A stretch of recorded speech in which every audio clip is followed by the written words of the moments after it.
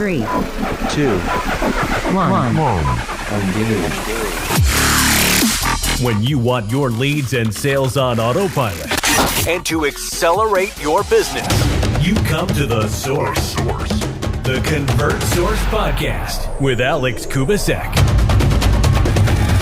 Let's go. Business in terms of putting your leads and sales on autopilot, which is a huge thing these days because the topic that we're going to cover today is absolutely massive. One of the biggest things that businesses are going to be facing in this year to come is lead generation, and most specifically, qualified lead generation. So many people talk about their turnover rate. Well, today we're actually going to be going over exactly how to eliminate that, what you need to do, the pillars that you need to put in place, and actually the traffic sources that you can start to leverage to really make it so that that doesn't happen going forward, or you'll at least be able to make it so minimal that it's not going to matter. And quite frankly, you would have rather gotten those clients the hell out of your business anyway. So, just as a forewarning, there is going to be just a little bit of, I don't want to say foul language, but there might be a curse every now and again. But I do want to actually announce that this is our very first podcast. So I'm always going to be very real. I'm always going to be transparent with you. In fact, one of the biggest reasons why we actually started this was because my fiance basically said, you need to talk to somebody else about this stuff because I don't understand it. I've been a digital marketer for the past 13 years.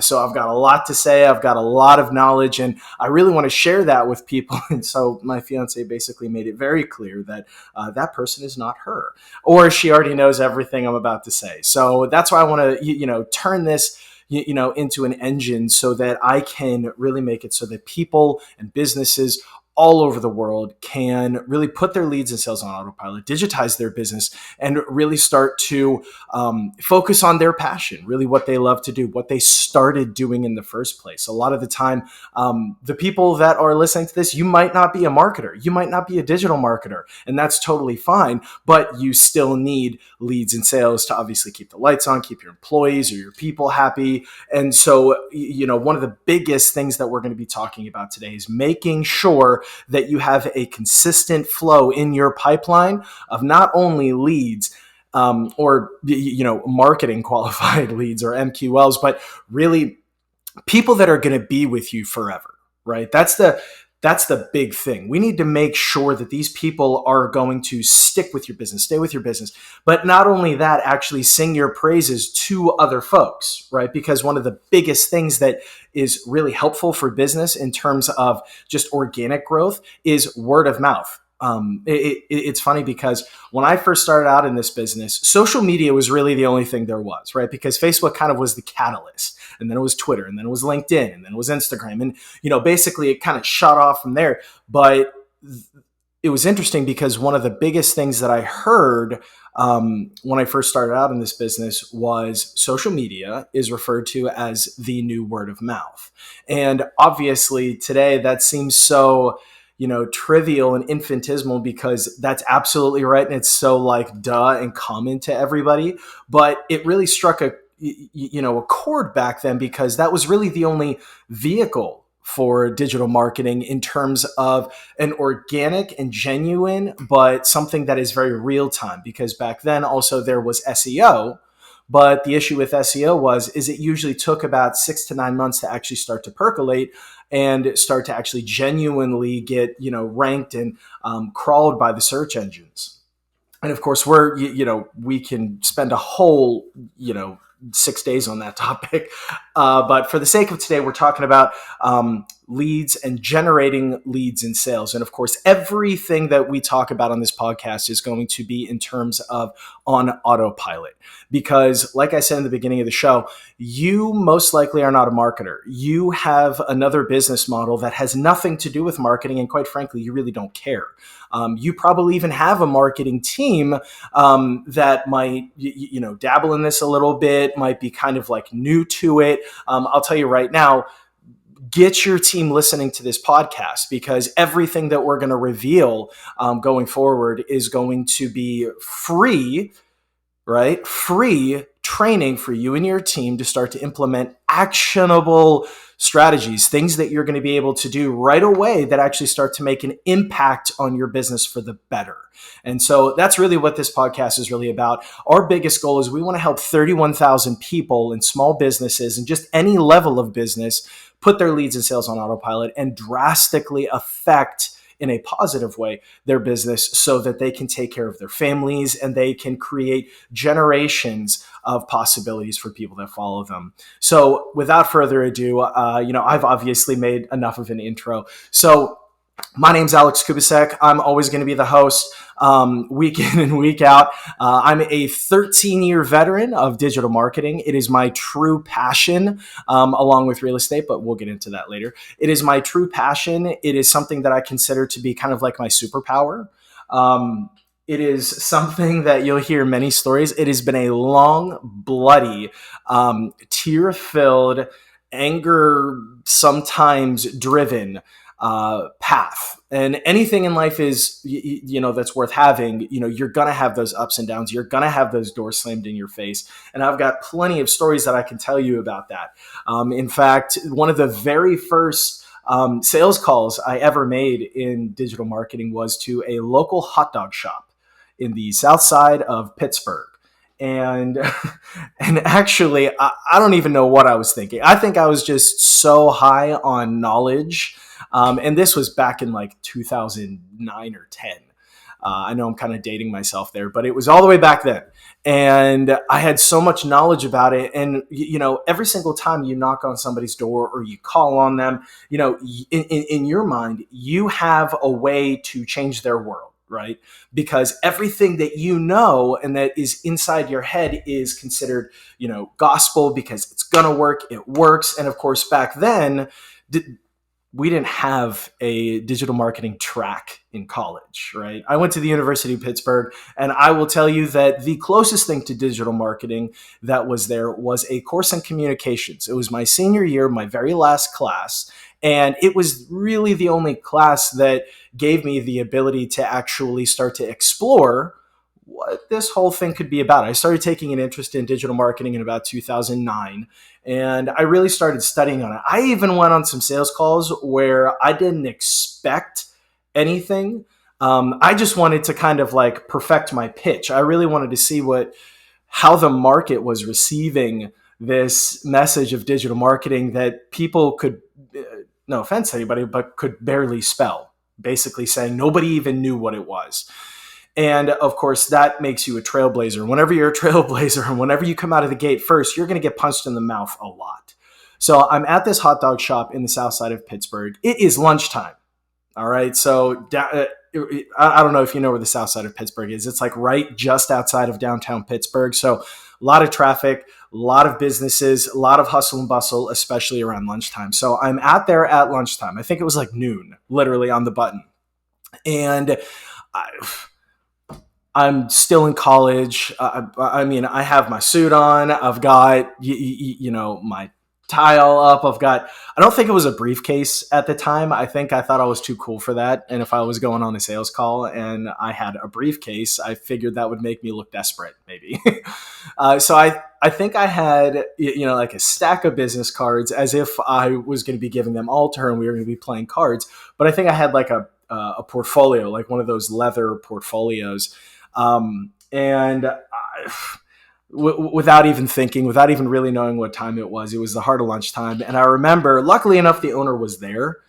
And I thought, well, it's a newer business, so maybe I can get in, at the ground level with this, and I can really start to like help them and get their message out.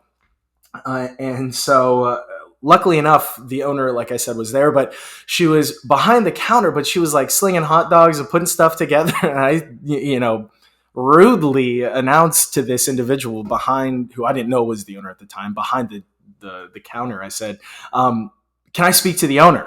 And I thought that maybe that, calling it out like that might make me look like a disgruntled customer. So I'd be able to actually speak to the manager faster. And I never thought that this person would answer, "I'm the owner." And so I'm like sitting there like panicking for like 3.6 milliseconds. Like, what do I say now? I did not have a rebuttal for that. I thought that I was going to have like maybe 5-10 minutes to like compose myself until like they came out. I thought they were going to like shake my hand and they were going to give me like an hour of their time. I could not have been farther from the truth. And I, after she said, I'm the owner, I think I blacked out, honestly. But I also kind of like left my body and I was like looking at the situation from a different like perspective. And I think that I said, I think I gave her like my pitch right there. I think I gave her my elevator pitch right there. And she was nice enough and respectful enough to just be like, it's lunchtime. Can you give me your card and I'll call you? And at the time, I'm brand new to this. So, of course, I gave her my card because, right, I just like bought like 500 of them. So, like, they're my new minted, really fancy business cards. So I'm like, here, take them all. And like, tell your friends. And of course, I only gave her one. But the thing then also is, and this is really where we're going to start to dive into the meat of the podcast today, after I hopefully made you laugh for a few minutes. And like, what a dumbass, right? Was that I did not have then like a rebuttal, which, was also considered a follow-up. And without a proper follow-up and without committing to a follow-up, you're not going to get the business, plain and simple. Because at the end of the day, somebody else that you're calling on is always going to have a million and one things going. So I can promise you this, if you are brand new to this, and if you are a marketer listening to this show, I can promise you right now that nobody will ever hit the nail on the head the first time. And even if they do, they're not going to be with you for long, right? Because it's going to be like a new candy syndrome. Like if you get the yes right there, they're either a billionaire and they just don't care in terms of how much money they spend. You might have the greatest thing in the world and it will most likely work, or it will take some time to work, but that's a very rare case. And so what I would implore any new marketer or sales professional, because at the end of the day, all this stuff interconnects. Marketing and sales, everybody kind of tries to like create a definitive line between the two, but one cannot survive without the other. It's just that simple. And anybody who refutes me on that, I would love to have you on this show so that we can actually talk about it. They're probably saying like, who the hell does he think he is? But in this case, so we've kind of like set the scene for like, right, the initial conversation. So the traffic source, whatever it is, it could be a phone call. It could be a conversation at a cocktail party. It could be an email. It could be an ad. It could be an email. It doesn't matter. So the traffic source to start to create interest. And then there is like the actual engagement. If any conversation is had, if an interest, like if you've raised their eyebrow, and usually that happens through like a very bold claim or like promise or question. And then from there, usually it falls flat on its face because most of the time, like I said, you're not really talking to billionaires or trillionaires. So like you're going to have to follow up. You're going to have to sell them. You're going to have to convince them of that you are their superhero. You are their business's saving grace. And if they're doing well, which is great, that means they have money. But then how do you sell them on your service so you can make them more money, right? So in this case here, now we're talking about really that follow-up.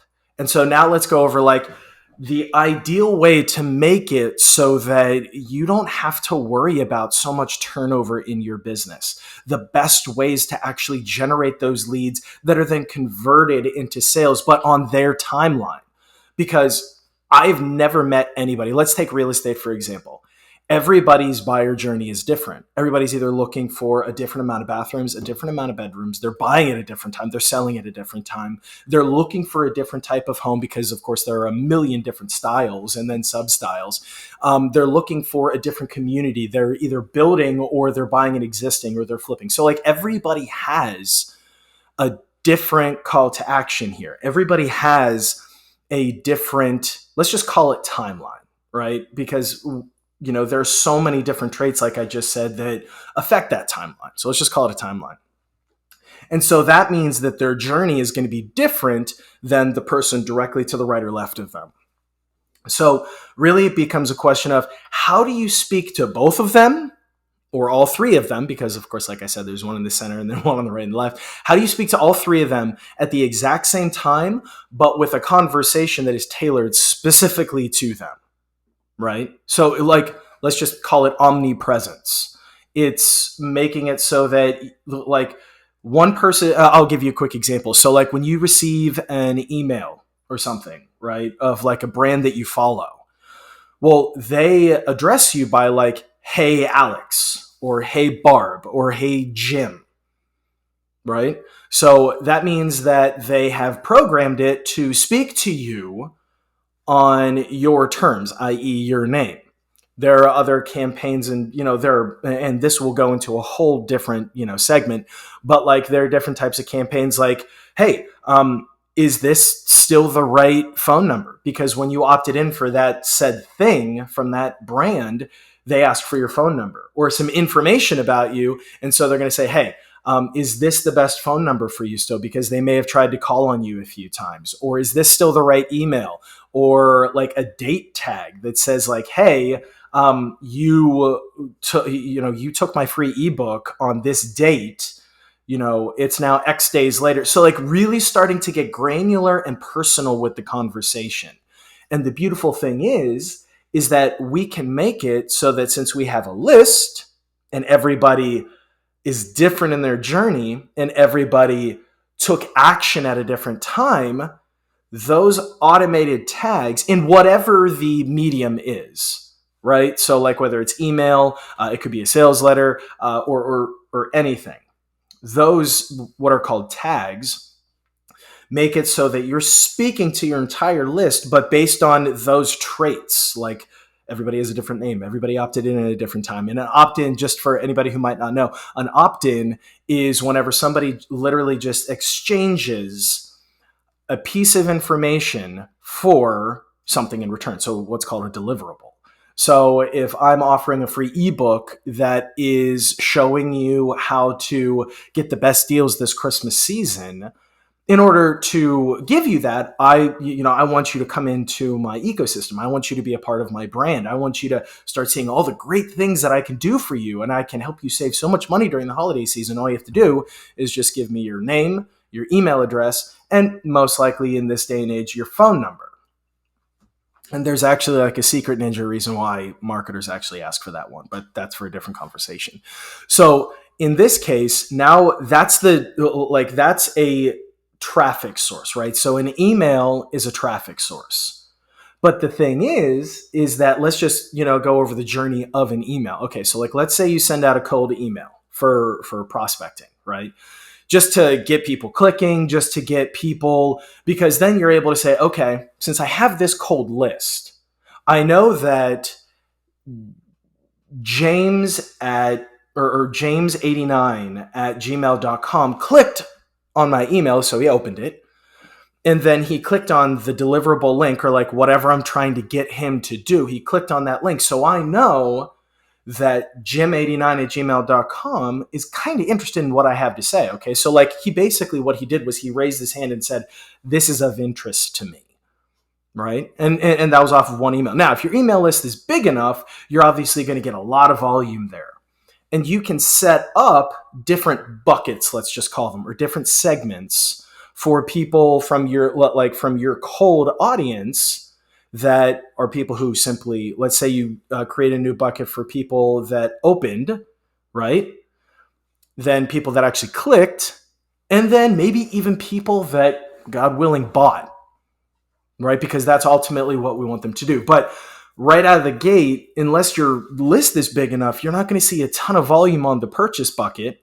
So what do? Like you sent one email and you were hoping for the world, but you only got a couple of people that filled up the open bucket and then the click bucket.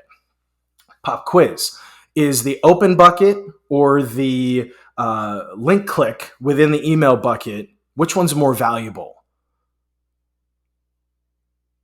obviously the link click bucket, because everybody who clicked on the link within the email obviously opened it. All right. So that is going to be farther down the funnel to further qualify themselves, which is exactly what we want them to do. Now, we can also then set up triggers, and this is all still part of the email marketing journey. So that's just one flow of the lead and sale generation process. And in terms of like, so you have your cold pool, like your list, and you can get them from like data.com, Zoom Info, etc. Let's say that you were a new brick and mortar business that was coming into a new area, and we've all seen it, right? We've all seen new business flyers in our actual physical mailbox, right? Saying, hey, we're just down the street or whatever like that, to introduce themselves to the new market. And so essentially, that's what we're talking about here digitally, because you're able to say, okay, I bought a list, let's just say. You don't have to, but there are sources where you can do that to help kind of get things a little bit more kick-started. So you bought a list, right? And let's say it was 100,000 people, okay, into whatever market you're looking for. And you sent out that one cold email, right? And these are people who didn't opt in for anything with you yet. All right. So you're saying, okay, I'm going to send an email to them, because usually with these lists, they kind of limit you to how many emails you can send before then it's considered spam.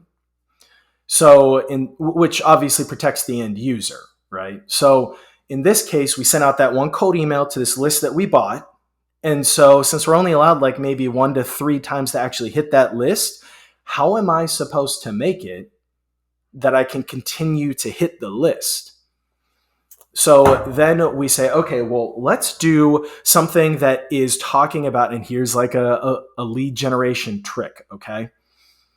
You need to start thinking, now, to seasoned marketers, it might not be a trick, but there are going to be people who are watching this show that are going to be like, all right, that's great, but I don't want to have to keep buying lists. So how do I start to build my list, maybe in the email journey organically, without having to keep paying for lists that I just keep going through the same cycle?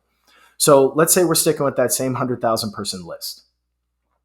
Well, what you do is I need you to think, all right, what is the biggest, most awesome ticket, valuable offer that I can make that costs me little or nothing, right? So either very low cost to you or free as the business person, business owner, etc., but is of extreme value to that list that I'm hitting, right? Because obviously I put in filters to buy that list. So like they're in this area, right? So, or let's say you're a massage, or like spa, let's just say. Well, something that's going to be a very low value to, not value, but very low cost to you might be like a 30-minute massage and a free facial. Now, I'm not an esthetician. My fiance would probably think, why is he giving advice about spas when he knows nothing about it? But you understand what I'm saying. Like everybody would love a free facial. So they are more than willing to buy a half an hour massage to also get the free facial that maximizes the value to them, but it doesn't, let's just say that the cost of goods to you for a facial are like next to nothing. You're more than happy to make that your loss leader in terms of maxing out the order value or lifetime value of that customer. Like when you're at the grocery store and you have a cart full of stuff, what do you see at the very end of each of the aisles?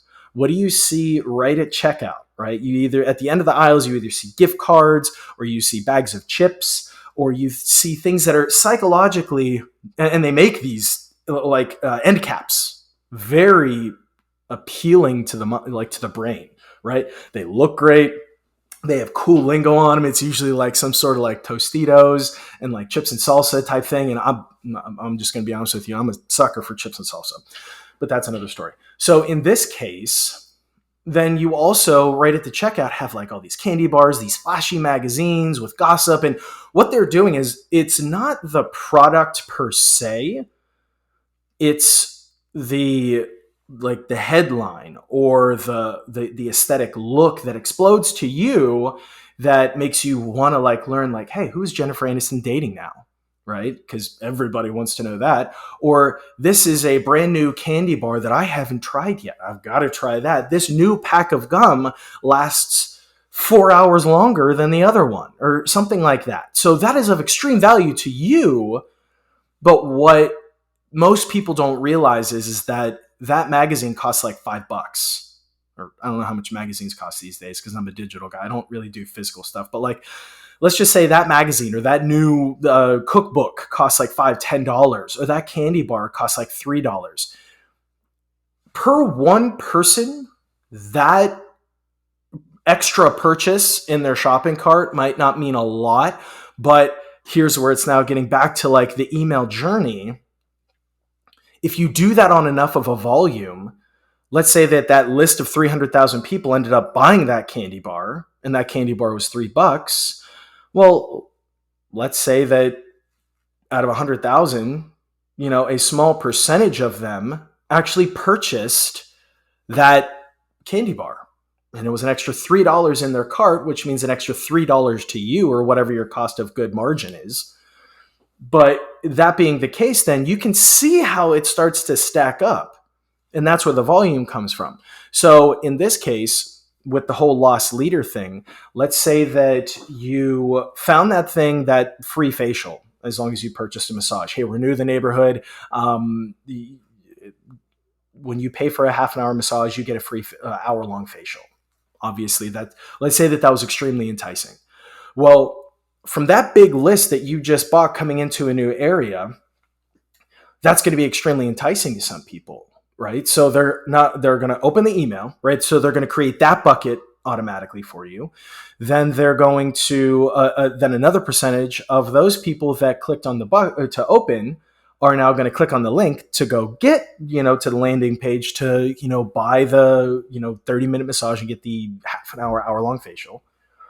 And so they're going to start to automatically create that bucket for you, which then continues to create new conversations to where you can have more emails set up to say, hey, I noticed you opened this email, but you didn't click on the link to get your, free facial.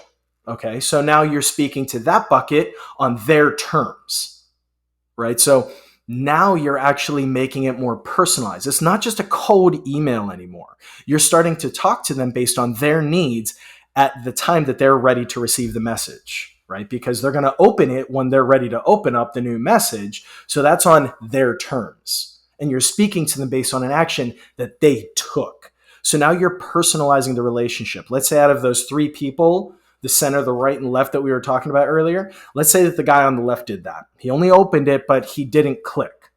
Okay, let's say then the guy on the right, or left, whichever one I'm on now, let's say that person, he then clicked that link to go to the landing page, right? The place that they're being taken to receive and really digest what the offer actually is. So they clicked on the link and went to the landing page.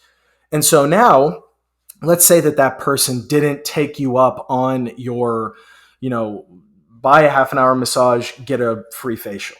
Well, now you're going to be able to send out an email to those people automatically because that will be triggered.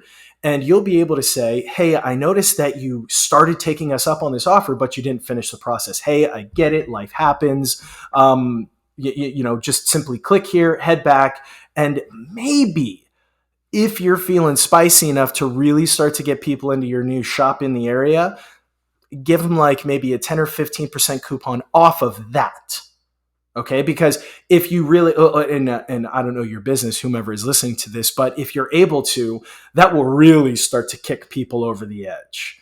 And so then you're really going to have people then going back to that landing page and then converting. But let's say that you actually have a bucket of people that did purchase, right? So we have from that cold list of leads that we bought, all right? Now this, like I'm saying, that's not the only type of lead. That's just one scenario. We're going to get into others. But I'm also really kind of exacerbating the customer journey here, and I'm really going deep into it because everybody is different, everybody is unique, and you need to speak to these people on their terms when they're ready to receive your message. And obviously, you're only one person. You can't be picking up the phone saying, all right, 3, 2, 1, Jane is ready to talk to me. That's not the way that it works. And quite frankly, you might get their voicemail most of the time. So we need to automate this process. Going back to what this entire podcast is going to be about, week in and week out, automating the process, making you omnipresent, taking you as one person and your message and your value proposition and exploding it to talk to thousands, hundreds of thousands, millions of people all at the same time when they're ready to receive your message. So your pitch is going to be perfect and hit the nail on the head every single time. And so now back to the email journey. Let's say that you had a bucket of loyal people that really love the idea of a 30-minute massage and then getting a free facial. And it's like right down the street from them. So they're like, oh my gosh, I really need this. So they purchased. And so they created that bucket for you automatically as well, because we want to make sure that we're segmenting these people so that we can have the right conversation with them, right? Nobody wants to get an email that's the same email every single time, but they already bought from you. So it's like, why do I continue to get the exact same email? I already did this. That can get really frustrating. And that was like the beginning of email marketing. And really what I'm talking about right now is called marketing automation. Automating different pieces of the customer journey so that your message is delivered at the time that they are most likely to engage and convert with you. That's going to deliver the greatest value to the end user. That's what it is. A lot of people, like if you look up marketing automation as a definition, you'll probably see people just basically saying that it's a way to automate mundane tasks within your business. Although that is true, me as a marketer and coming from no digital marketing education whatsoever, I like to give a little bit more of a practical application to a theory, because I'm somebody who needs to assimilate it. I'm a visual learner. I need an example. After I hear a theory or a concept, I need to see the application for it to stick. So that's what I'm trying to give you guys. So of those people that purchased from you, from that cold list, opened up the email, clicked on the link, and then purchased from you.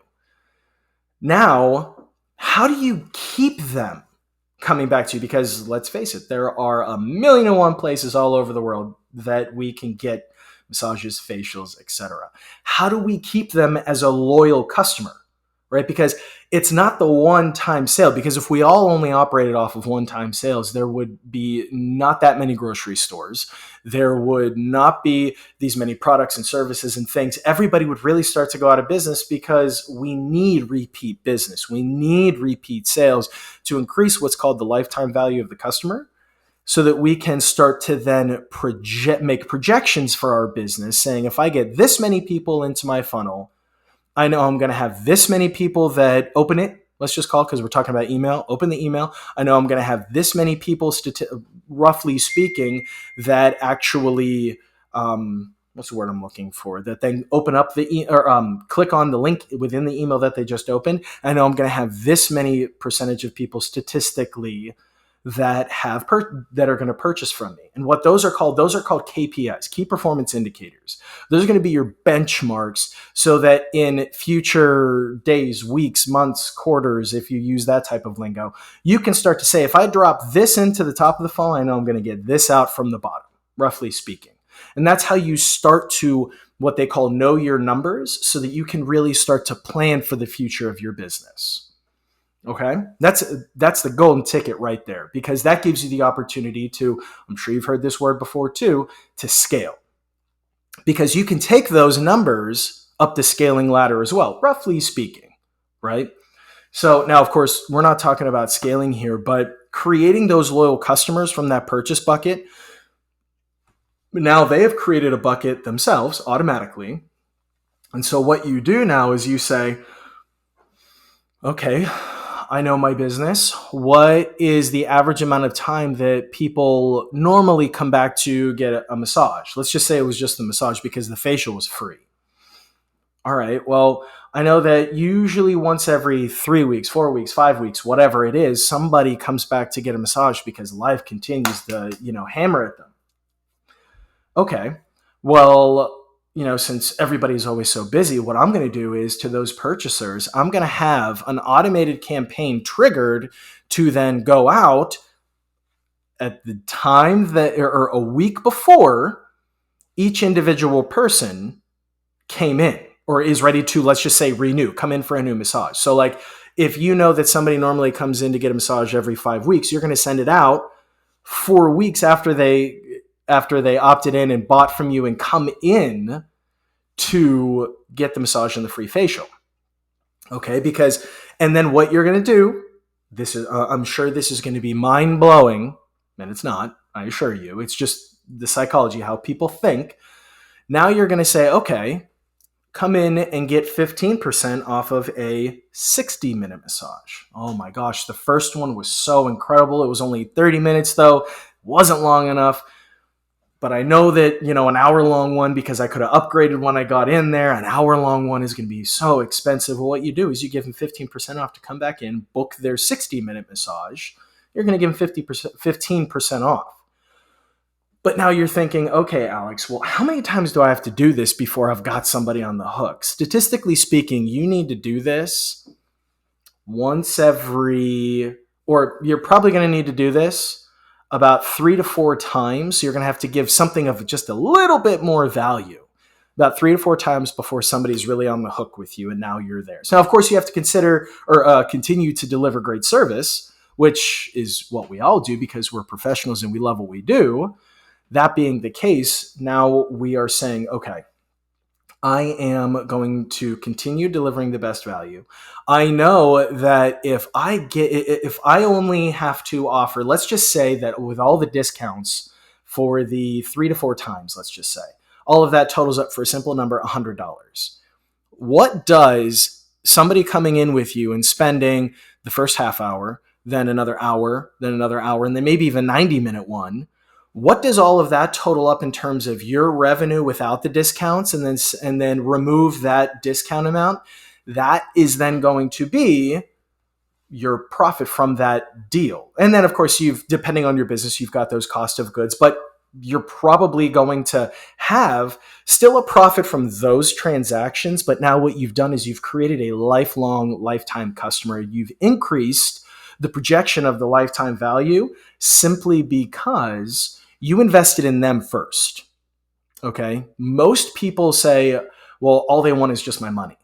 But what you're doing by continuing to offer those small discounts to continue to keep them coming in, you're providing a service that provides, if you're in the spa space, relaxation, stress relief, etc. But you're investing in them by giving them those discounts. Even though you're trying to create a lifelong customer, you're still making an upfront investment in them because you're not making as much as you could be. So you're still giving them free money. You're giving them a discount. These are all different types of value propositions, by the way, for email headlines. You're giving that, like, I'm giving you money. Everybody always thinks it's just, 20% off. Well, there are other ways to say 20% off, because what is a discount essentially doing? I'm either giving them a discount, I'm giving them money, or one of my favorites is, it's on me, right? So when I say that, my prospect is saying, oh, well, this guy's really willing to go all in on me. He's willing to give me X amount of dollars back. Let's say you're in a course funnel, right? With somebody that has a course that they're trying to sell you. One of their last emails might be like, I have no more money to give you. Or here's your $1,400 credit, right? Because there are different ways to say discount. So there's a little ninja trick for you. But that was just one way. Okay, so that's like a cold to customer email marketing cycle. There are other ways to do it. You can do what's called a lead generation campaign, which you run ads. So like on Facebook, Instagram, TikTok, Snapchat, Google, LinkedIn, the works. And you run ads and you exchange dollars to then have your ad being presented to a targeted audience that you think is going to buy from you. Now, in terms of a lead generation campaign, and really circling back to what the whole concept of today's show is about, lead generation, Now what you're saying is, and I don't know why my nose is so itchy today. Now what you're saying is, okay, I'm going to exchange a couple of dollars up front, just like you did with the email marketing. You're going to buy a list. Now we're going to buy eyeballs on a social platform or on a search engine like Google. All right. Now we're going to buy eyeballs there. And if you're starting to get a theme as an experienced marketer and as a business owner who doesn't like to waste time, what I found out was, how do I give my business time back? How do I create time in my business?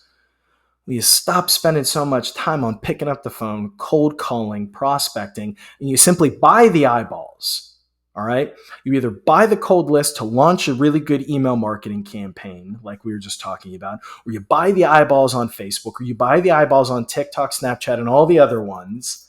All right. Now, I will say that if you are a roofing company, chances are you don't need, unless you're recruiting, you don't need to be on like LinkedIn. Because even though in your mind it might make sense, and as a marketer, I can think of 19,000 different ways where a roofing company looking just for people who need their roof redone could make sense on LinkedIn. But the thing is that even though I can make sense of it, is that where your dollars could be best well spent? Probably not. In terms of taking time out of the equation, giving my business time back, and getting customers in the door. We need to start focusing on places where consumers are thinking. LinkedIn is a kind of, even though it is a B2C market, it's actually really B2B, because the end user on there is a business professional. So you would speak to them in terms of being a business professional. Now, B2B is like normally me as a business owner trying to get business from another business owner, but that's still what's happening on something like LinkedIn. You might not need to be on like Snapchat unless you're trying to target new homeowners, right? Who are maybe even in the flipping space, or they're just new homeowners and they need their roof redone. That's a demographic that would consume your message on Snapchat or like TikTok. Well, actually, nowadays, TikTok, one of the fastest growing segments on TikTok is 35 plus. So that might be a good place to actually start to get your cool like videography TikTok skills out there and start to get leads for your roofing company from TikTok.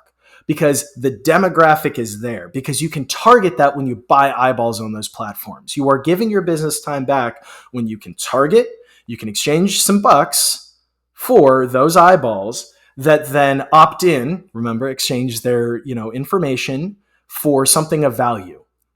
All right. So now it doesn't necessarily have to be a discount. Like you don't necessarily have to say, get 50% off your new roof. Number one, people are probably going to turn that way and think, this roofing company is not going to really give me quality. I'm going to be leaking in a month. But what you can do is you can say things like free quote, free consultation, will come to you, invest in you, will, spend the time, the gas, whatever it takes to get out there and assess your roof.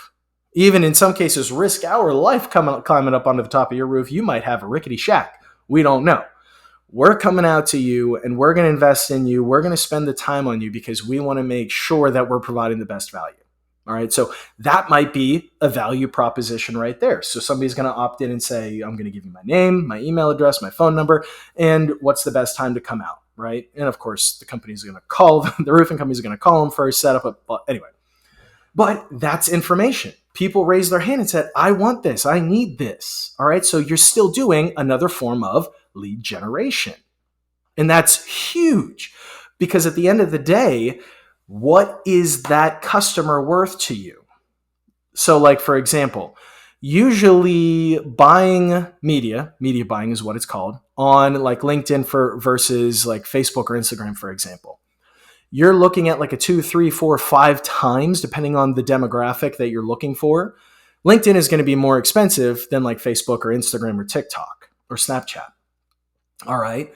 So in some cases, if you are a B2B specifically, you can still go on Facebook and Instagram, because the thing that most people don't think about is my ideal customer still has a Facebook. They're still a human being. Right? Like in many famous movies, you'll have heard, I'm not my company. That's because they're still an individual person. They might be the representative of the company, but they are still a person. They need to breathe oxygen. They need to eat food. They need to have a roof over their head, all the basic things that we all need as human beings, as people. So you can still target people with your business to business message on a Facebook and Instagram. Works every day and twice on Sunday. We do it a lot here and it works. But that's just one more way of lead generation. There are so many, and you can even go knock on doors. You can pick up a phone and call people. You can send one-off emails. You can put flyers in mailboxes. You can put door hanger thingies. Like I said, I'm a digital guy. I'm not really much for the physical space, but there is also a way to bridge that gap. And we could talk about that in another segment. But in terms of this, you can still 100% have so many different forms of lead generation, and the physical things still work. I would just implore you, make sure that you have a way to bridge the gap from the offline to the online to get people into your digital ecosystem, because it's cheaper. It's cheaper and it works better because people live on these funny little things. They consume us. So make sure you're targeting people where they're hanging out, where they're spending their time. I mean, I don't know about Androids, but iPhones and iPads, they will actually tell you how much time you have spent on different apps in terms of different categories, like social, productivity, things like that. So that's also information to help you figure out where your audience is hanging out, right? So in this case, there are no shortage of lead generation tools. And all of the tools out there are now offering different other tools within their platforms to help you get more leads. Sometimes these things are even free. And then all you got to do is just pay for the ad or whatever. But in this case, that cost still pales in comparison to like a newspaper ad, for example. Good Lord, those things cost a lot of money. And the thing is, you can't track it. You can't track the customer journey. You can't track the amount of time somebody opens up the newspaper or the magazine. You can't click on it. All you could do is at best scan a QR code, offline to online, bridging of the gap, text shoes 21 to 5633. So those are all offline to online bridges, right? But you still can't click in a magazine without some form of a digital tracking. Because here's the thing, if I'm driving down the street, billboards, I hate billboards. Even though they put QR codes on it now, I'm telling you right now, when I'm driving down the highway, which is where a lot of billboards are, I do not have time without risking my ass to get my phone out to scan a QR code and make sure that I'm looking at it to make sure it's zeroing in on it. Most of the time, I don't even have a passenger, but I just hate them. They're expensive. I mean, they're great for branding, especially into a new market. They're great for branding to help to get people to remember your message, but there's no call to action. Otherwise, what's known as a CTA. All right, it might say call this number, but again, without risking my ass, I cannot pick up my phone and dial that number. And even if I say it to Siri, sometimes she'll call the right number, sometimes she won't. Otherwise, so you're looking at like a several $1,000 investment on a billboard only to get eyeballs driving past that will start to remember your brand after long enough, but you're not able to track it. Like they might say, oh, we're going to give you stats about how many people drive past this particular piece of real estate for the billboard per day, but how many people are actually taking that call to action? And then from there, how many people are buying? Or how many people are becoming leads? Like those are the numbers that you need to know to be able to make a smart lead generation investment. So that's why I'm not so much of a physical guy, I'm a digital guy. But I do believe that there is a place in terms of very top level branding for introduction, handshaking. But if I'm going to spend $1 for something, I want to make sure I get something out of it because I have a lot of value to offer, as you do. So even though there are 1,000,001 different ways for you to actually generate a lead, it still goes back to when I walked into that hot dog shop, door knocking, I walked in, I introduced myself, and I'm not exactly sure what happened after that, other than I walked away with one less business card. you still have to follow up. But here's the thing. What if I knocked on 100 doors that day? I need to be able to follow up with all 100 of those people. If I don't have a system in place, an automated system to speak to them based on the conversation that we had possibly, or what time I came in, or what their name is, or all of these really granular conversational elements. If I don't have a system that can do that when they're ready to receive my message and to multiple people all at the same time, my head's going to explode because I'm going to have to remember so much. And you're probably going to say, as a sales professional, Alex, but what about a CRM? Got you. What if we could take the marketing qualified lead who might pick up the phone or not pick up the phone?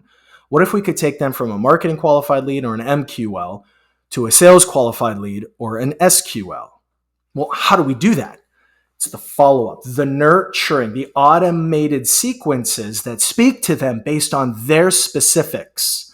And it is delivered at a relevant time when they're ready to receive it. They are then much more likely to pick up your phone call and become a sales qualified lead versus you banging on the phone all day, getting voicemails, not getting, and then your CRM, right? Like the salesperson was just saying, then that becomes a pipeline of people that are actually going to close with you, actually going to do business with you. One of the biggest analogies I like to use is, all right, well, wouldn't it be really nice if, as a realtor, let's say I was talking to a realtor, wouldn't it be really nice if every single person that you talked to came to you with a pen in hand ready to do a deal? Now, of course, that is a little bit of an esoteric fashion, but those do happen. And it's because the sequence was automated. They were able to talk to people at a volume, but based on their needs. And you nurtured them to take them from simply a lead or a marketing qualified lead, which are usually one and the same, to a sales qualified lead. Now, this can also happen in e-commerce space too. You'll notice that whenever you're scrolling around on the internet and DSW hits you with a lead for a pretty pair of shoes, well, you can best bet that if you started buying those shoes, but let's say the cat knocked something over, well, you can best bet the DSW is going to follow up with an email or another ad that says, hey, we saw you really like this pair of shoes. Come back and get 10% off now. And you can best bet that you're going to go back and take that 10% off because you were about to pay full price for them. You can start to see that at a volume. This makes you an omnipresent name, brand, expert, authority within your space. And the thing is it doesn't really take a lot of investment. It just doesn't. Because what you're doing is you're buying time to put back in your business. And it's not just the lead generation avenue. You could still do door knocking. And let's say that you didn't necessarily want to go the media buying route. You could still do door knocking. But where it matters is, in order to actually make your time or monetary investment matter, is the automated follow-up. So putting your leads and sales on autopilot. Does that make sense to everybody? So that's the golden ticket right there. And this is only getting smarter. It's only becoming more of a relevant thing. It's only growing faster to businesses. So I implore you, I fully recommend, reach out to me, support at ConvertSource.com, talk to me, and ask me how to do this. All right, if you need more details past this podcast or past this show where you just want to ask me a question, be like, hey, how do I do this in my business? What does that look like?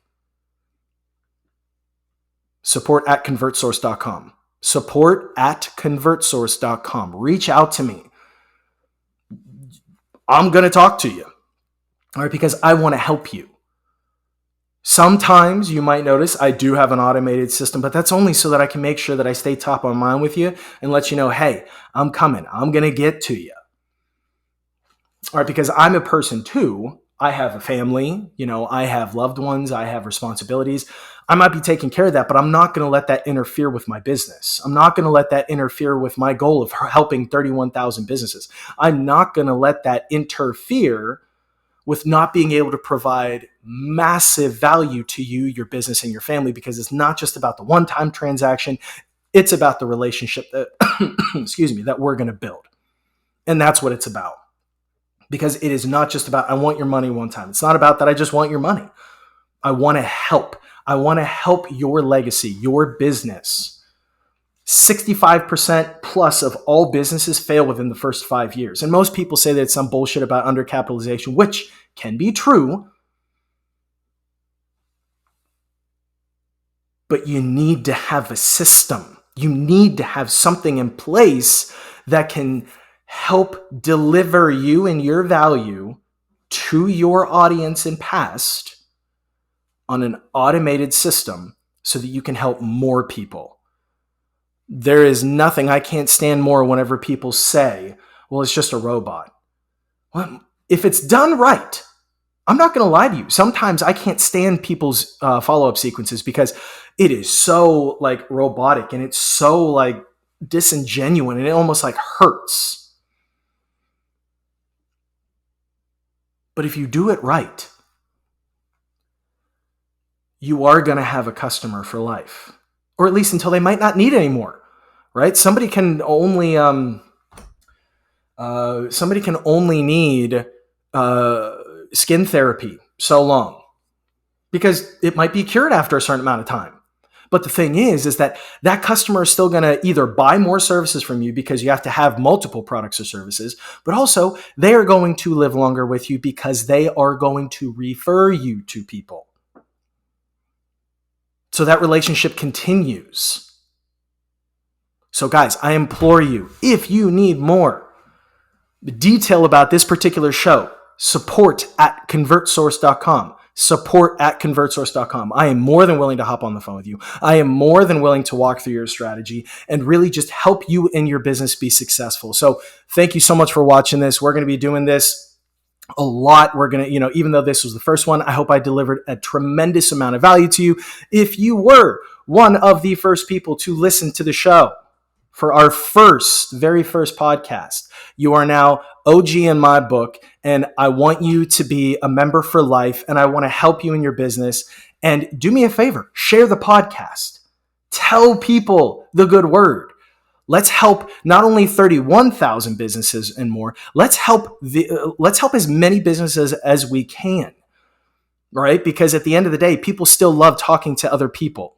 We could create the best automated sequence in the planet, but we still need to share the word. Whether it's clicking the share icon on your phone, or whether it's forwarding the email off to somebody, or whether it's talking to them at a cocktail party about how, hey, I just got the best massage and the best free facial. Head down here to the brand new Spa Incorporated down the street.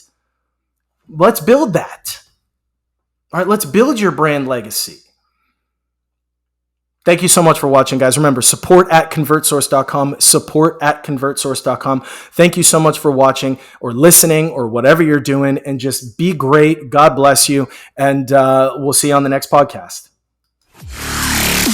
When you want your leads and sales on autopilot and to accelerate your business, you come to the source. The ConvertSource Podcast with Alex Kubasek.